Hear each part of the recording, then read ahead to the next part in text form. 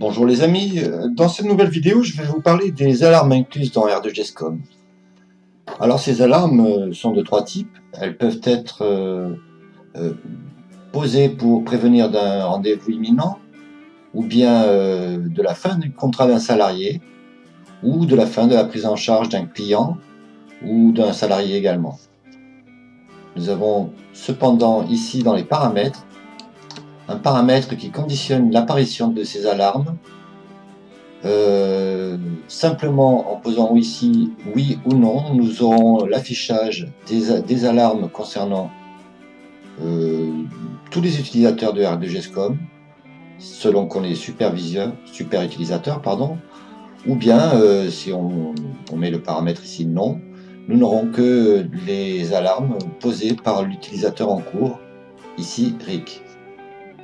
Voilà, alors nous allons poser une première alarme ici concernant un rendez-vous avec un contact existant ou un nouveau contact, cela n'a pas d'importance.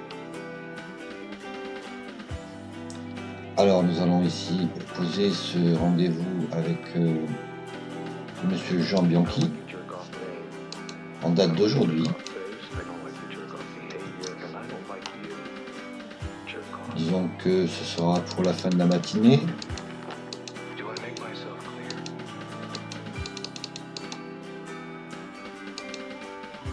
Pour une demi-heure par exemple. Ici nous allons poser une alarme. Mettons une heure auparavant. Et j'enregistre ce rendez-vous. Voilà donc, le rendez-vous a été pris.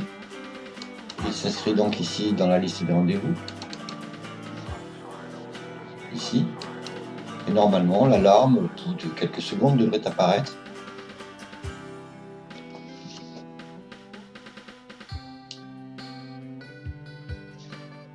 Et voilà. Nous pouvons à tout instant ici modifier cette alarme.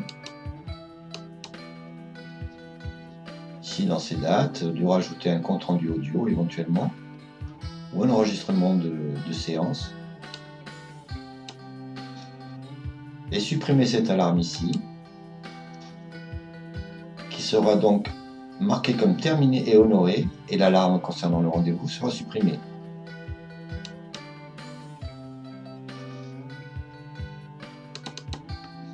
Le rendez-vous a donc été marqué honoré et terminé. Il n'apparaîtra plus dans les alarmes. Un deuxième type d'alarme peut concerner ici les contacts clients ou les contacts salariés. Alors nous allons ici nous intéresser aux contacts salariés.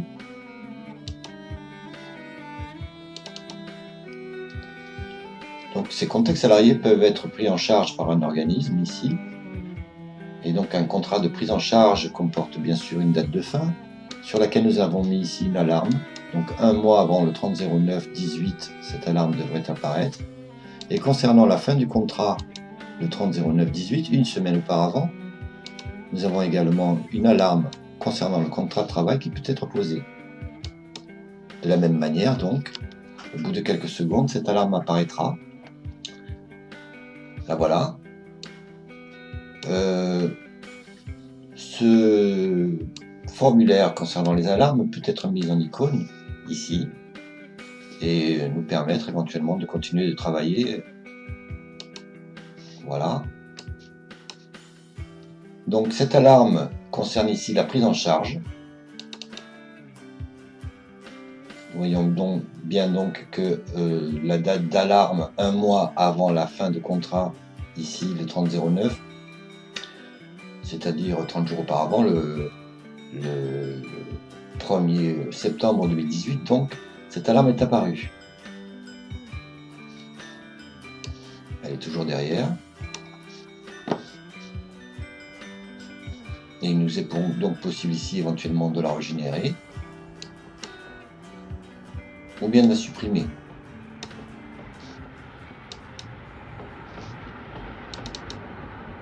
Alors concernant la fin du contrat, ici nous avions posé une semaine avant la date de sortie et la date de fin du contrat. Nous voyons donc ici que nous sommes le 17, ça n'est pas suffisant. Nous allons poser ici par exemple pour qu'elle apparaisse nous allons poser ici 2 semaines. Voilà. Donc la date de fin de contrat ici devrait donc de la même manière apparaître ici. Voilà, au bout de quelques secondes. Cette fin de contrat donc fait état donc évidemment d'un contrat. Ce contrat est normalement rangé dans la gestion électronique de documents du salarié Armando Franck. Et lorsque nous allons double-cliquer ici sur le nom, la fiche contact de Armando Franck va s'ouvrir avec un avertissement concernant sa fin de contrat. Et l'alarme nous proposera donc l'ouverture de son contrat archivé dans sa GED, ici, qui doit normalement se trouver ici dans les documents. Ce contrat n'a pas été enregistré pour cet exemple, mais il suffira à ce moment-là de double-cliquer sur le document apparu et éventuellement de l'imprimer pour pouvoir le lui envoyer.